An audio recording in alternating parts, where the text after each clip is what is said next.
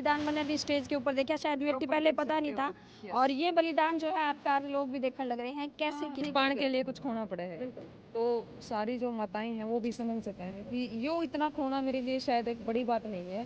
बस इतनी बहुत ज़्यादा मुझे खुशी और मेरे परिवार को खुशी है कि बेटी जिस सपने को लेके आगे बढ़ना चाहती थी वो सपना उन्होंने पूरा किया। बात यह है कि मीनू जो है यहाँ आई है, मीनू ने मतलब पूरे हरियाणा ही नहीं पूरे देश विदेश में अपना नाम रोशन कराया है।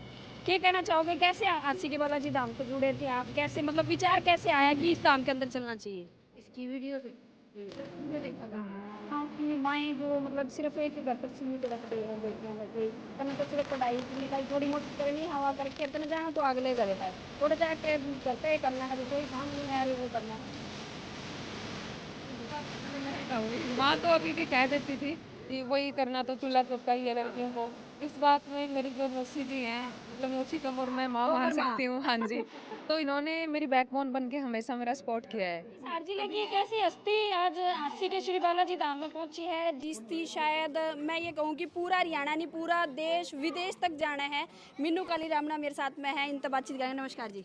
आपके सभी बंधुओं को और दर्शकों को हाथ जोड़ के नमस्कार। मीनू मैं देखकर लग रही थी स्टेज पे जब आपका नंबर आया या महाराज जी ने बुलाया तो मतलब एक अंदर तो बड़ा गर्व महसूस करने लग रहे थे वे भी, और माला भी अर्पित की, आपका मान सम्मान खूब कराया।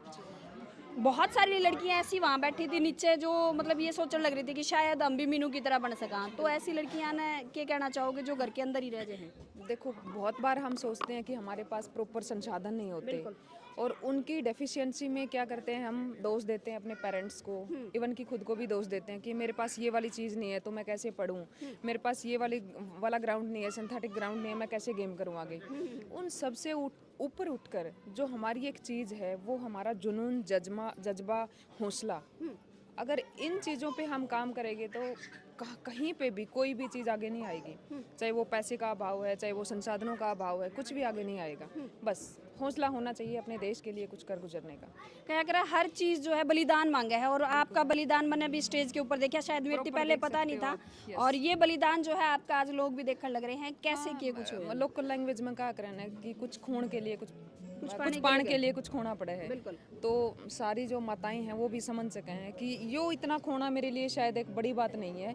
बस इतनी बहुत ज़्यादा मुझे खुशी और मेरे परिवार को खुशी है कि बेटी जिस सपने को लेके आगे बढ़ना चाहती थी वो सपना उन्होंने पूरा किया।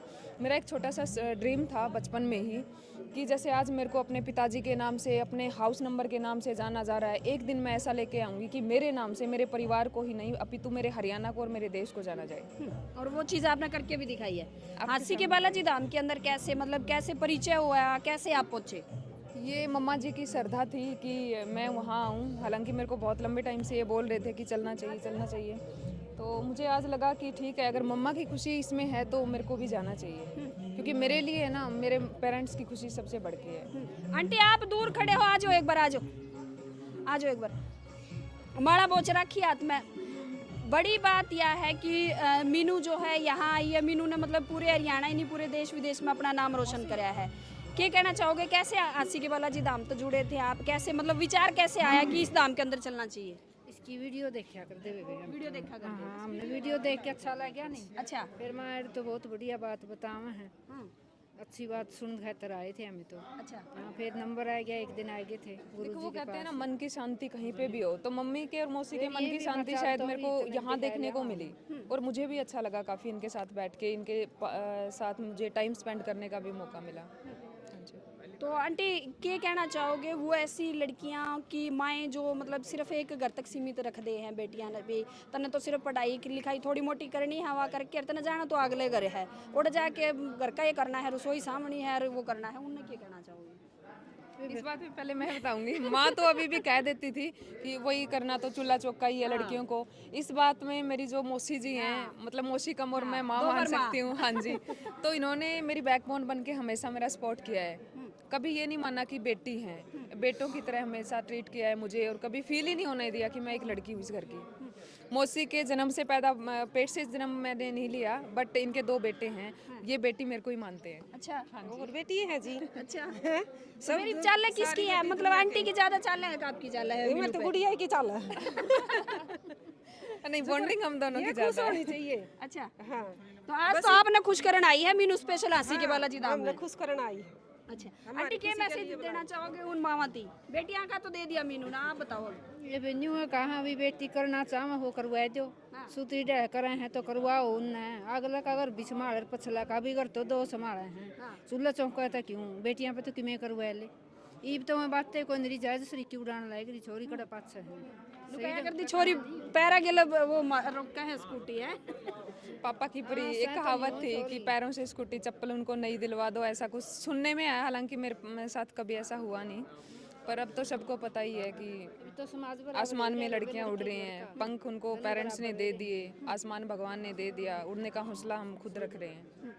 नहीं आप यहाँ पहुंचे हो मीनू, आपने मतलब बहुत सारी देखी हैं, जैसे नंबर लगन लग रहे हैं लोगों के, स्टेज पे बुलाने लग रहे हैं और बिल्कुल सटीक जो है महाराज जी बताने लग रहे हैं। क्या लगे आपने, मतलब कई लोग ऐसा कहते हैं, मैं मतलब बहुत कम है ऐसे लोग जो ये कहे हैं भी कोई फिक्सिंग है, कोई सेटिंग है, कोई पहले पता लगा ले। आपने पर्सनली क्या लगा? पर्सनली मुझे यही लगा कि यहाँ पे एक तो खर्ची नहीं है कुछ भी। बहुत सारे लोगों से सुना होता है कि कौन से धाम में 1500, 1000, 2000, 5000, इवन कि 10-10 पता नहीं कितने हजारों लाखों तक की पर्ची कटती है। बट मैंने यहाँ पे कुछ भी ऐसा नहीं देखा। हालांकि हमने भी कुछ नहीं था, मैं तो आराम से बैठी हुई थी, तो एकदम से मेरा नाम बोल दिया और मैं जस्ट आगे स्टेज पे आ गई। आप सब लोगों ने देखा भी है। तो कहीं ना कहीं एक विश्वास करने वाली बात है। अगर हमारा विश्वास सही है तो बिल्कुल फ्रॉड वाला कुछ भी नहीं है यहाँ। मुझे कुछ भी मीनू, देखने आप को ऐसा नहीं युवा हो, पढ़ी लिखी हो, दरबार में आज आपका नंबर आया है, तो आजकल के युवा ऐसी चीज़ों को नहीं मानते, तो आप इसके बारे में क्या कहेंगी? देखो, जो रिवाज रीति रिवाज हमारे और संस्कृति हैं उसको बचाए रखना। और पहले भी एक मलिक साहब ने बहुत बड़ी स्पीच दी थी उसमें कि गुरुओं के बिना ज्ञान अधूरा है, गुरुओं के बिना हम ही अधूरे हैं। गुरु नई सोच, संस्कृति, सभ्यता को एक उजागर करने का हमारा सहारा है। तो शायद मैं बहुत लकी हूँ, अपने आप को मानती हूँ। मेरे पेरेंट्स ने मुझे वो संस्कार दिए जिससे गुरु वाणी सुनने का मुझे मौका मिला। और सबको ही ऐसा होना चाहिए। कोई भी युवा साथी है वो ये बहकावे में मत आए कि उस जगह पे क्या रखा है, उस जगह पे क्या रखा है। फर्स्ट ऑफ ऑल तो उनको अपने पेरेंट्स को गुरु मानना चाहिए। गुरु भी पेरेंट्स से बढ़ के कोई भी ना दोस्त होता है ना गुरु होता है, कुछ भी नहीं होता। पहली गुरु हमारी माता होती है, आप सबको भी पता है। दूसरे गुरु हमें शिक्षा देने वाले हैं और वो शिक्षा हमें छोटे से भी मिल सकती है और बड़े से भी। चलो भी आज मीनू पहुंची थी और जो बालाजी धाम के स्टेज के ऊपर होया वो भी आपने देखा, जो है सम्मानित कराया गया और बहुत सारी बातें जो है महाराज जी ने बताई और मीनू किन किन चीज़ों से प्रभावित हुई वो भी आपने सुनी। फिलहाल वीडियो पर आपकी क्या राय है कमेंट सेक्शन में जाके जरूर बताइए।